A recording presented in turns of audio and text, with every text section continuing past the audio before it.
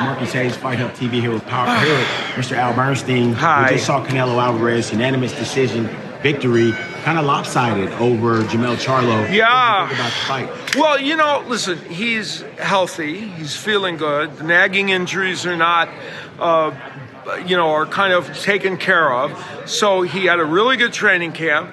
And when he's like that and he doesn't have any fatigue in a fight, if you can't hurt him, which it's very hard to do, you have to be a perfect boxer, and that's pretty hard to do. So like somebody like Dimitri Bivol, even Canelo at his best, it's going to be a tricky fight. He might win next time, but I don't know.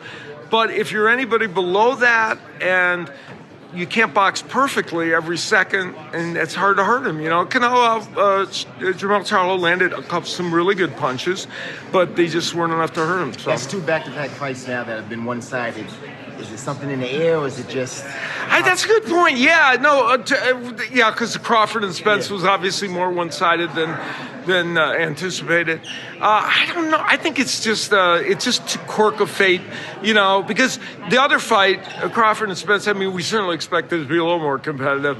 This one, it always had the opportunity, because he was jumping up 2 weight classes, to be more one-sided. But honestly, I think we all thought it was going to be a little more competitive. So I don't know. Based on what you saw, how do you think Crawford would move it up 21 pounds? But what do you think of his chances with him? Well, that's a roughie, because I have all the respect in the world for Terence Crawford, but what we saw tonight is an example of the fact that you have to.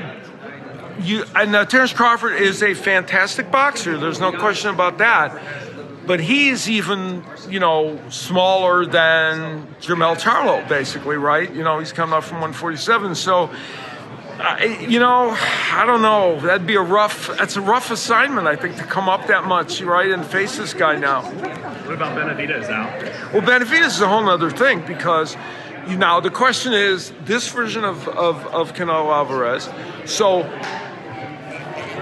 Benavidez is going to land a bunch of punches, just like Jermell Charlo was able to sometimes.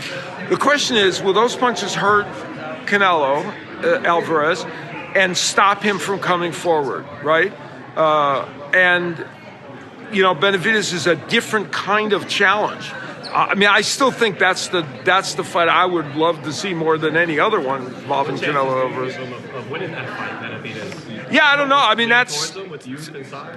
Pardon? Do you almost lean towards him, or is it? Well, I think it's a 50-50 fight. That's my feeling. I think that's one of those fights where everybody, and I think that from the boxing fan standpoint, it seems like that's the one everybody really, really, really wants to see.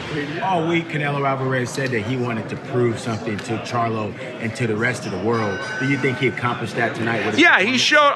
To me, what he showed was that at age 33, he can get himself, when he's healthy, he can get himself in really good shape, not get tired, and be the aggressive pressure fighter that, when he's at his best doing that, is a very tough man to beat. It took 10 years for this fight to get made. Do you think? Pardon? I said it took 10 years for this fight to get made, pretty much. Well, kind of. It wasn't one that was on the brink of being made, because he had moved up the weight classes. I'm just saying, do you think now we're going to start getting the big fights? Well, I think we've been getting them. I think that the last 2 years, and this year especially, we've seen most fights made that that you want to see, and now even Usyk and Fury is getting made. It looks like, but you look at all the fights we got made this last year or two. I think it's clearly headed in that direction, where most of the fight, you're not going to get every one, obviously, at every time, but most of them are being made, I think. When we talk about Usyk and Fury, earlier in the week during fight week, we got a chance to spend the day with Francis Ngannou and Mike Tyson. What do you think about Francis Ngannou's chance back with Mike Tyson? I don't think he's got a very good chance of getting much done against him in a boxing ring.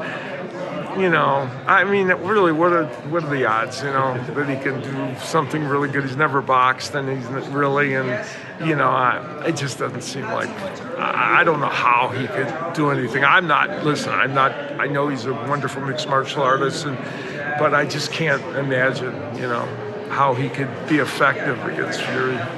Maybe there's a way, but I don't know how. Do you favor Fury to beat Usyk, or Usyk to win that fight? Well, I think Fury's going to go in as the favorite, because he's a tough matchup for Usyk. Usyk is a fantastic fighter, amazing guy. I mean, tremendous. The fact that he's come up from cruiserweight and been this great at heavyweight is astonishing.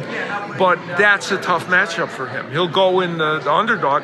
But if there's any guy that might figure out some way of, conniving his way through to figuring out a win, he might be the very guy, although Fury's going to be a big favorite.